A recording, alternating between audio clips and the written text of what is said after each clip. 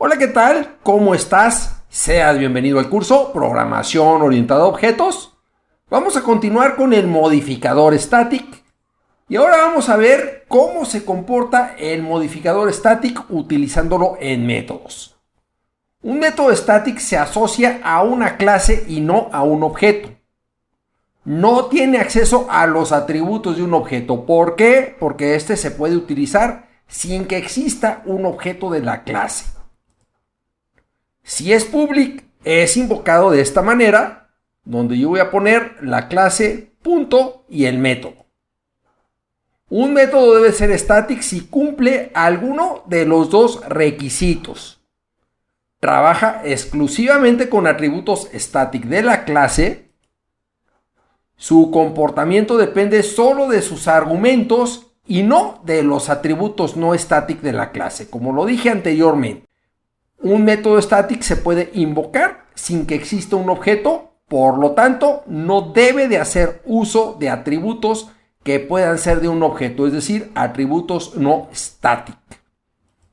Vamos a ver un ejemplo de un contador de instancias.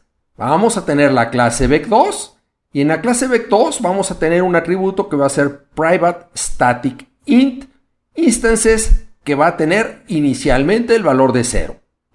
Cada que creemos un objeto, instances se va a incrementar en 1. ¿Por qué?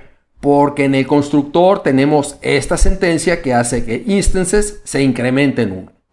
De esta manera, instances va a ser un contador de instancias de la clase vec2. Para consultar el número de instancias creadas, voy a tener un método que va a ser un método public static. El método va a ser getInstances y me va a regresar el número de instancias que haya, es decir, el valor de ese contador de instancias.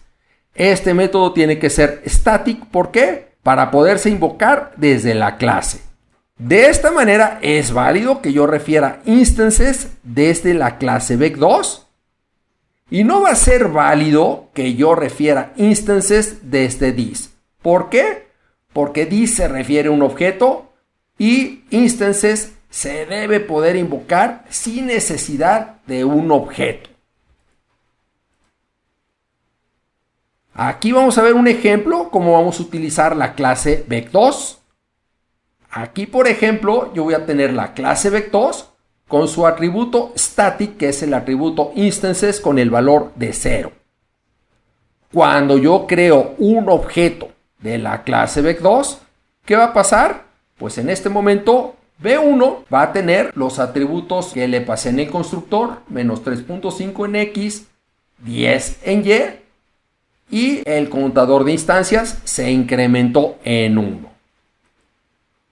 Ahora estoy refiriendo un atributo del objeto P1. Ahora estoy refiriendo el atributo static instances, que es de la clase vec2.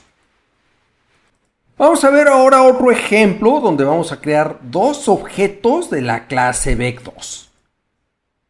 Tenemos la clase vec2 y tenemos el atributo instances, que hay que recordar que es un atributo static, es decir, es un atributo de la clase, su valor inicial es 0 y es el contador de instancias.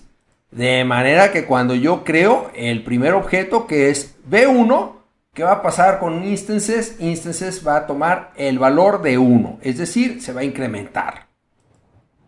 Ahora voy a invocar el método getInstances desde el objeto B1 y de esta manera pues voy a tener el valor de 1 que voy a estar asignando a la variable i. Ahora voy a invocar un método del objeto B1. Este es el método getX para obtener el valor de x. Ahora voy a crear otro objeto, es el objeto B2.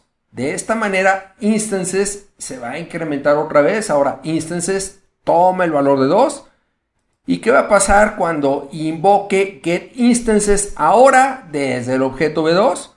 Pues voy a obtener el valor de 2. Es decir, el valor del atributo instances, que quedamos que es un atributo static. Vamos a ver ahora otro ejemplo. Voy a crear un objeto B1. En este momento instances se incrementó en 1. Ahora voy a invocar el método getInstances desde el objeto B1. Instances tiene el valor de 1 y es el valor que se le asigna ahí. Después invoco el método getX desde el objeto B1 y X va a tomar el valor de 3.5, que es el atributo X del objeto B1. Ahora voy a crear el objeto B2 y voy a invocar el método getInstances desde el objeto B2. ¿Qué va a pasar con I? Va a tomar el valor de 2.